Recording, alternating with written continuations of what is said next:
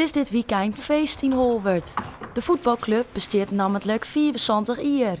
Het hele weekend droog binnen de activiteiten organiseren. En de eerste begint juni. Tjitse, zoals ik zei, de voorzitter van de voetbalclub, die traapt het eigenlijk al. En dan krijgen we een lezing van Bas Nijhuis, van de scheidsrechter. En daarna hebben we muziek van Daniel Metz, hier in de zaal. Wij zijn met de laatste dingetjes bezig. Het grote lijnstort, details, omkleding, dat soort dingen. Zetten we nou nog even kleren en dan hebben wij dat goed klaar voor vanmiddag. Snijn is er voor de jeugd nog een voetbalkliniek. Maar Kars zocht zelfs vooral uit naar het programma van de sneeuwen.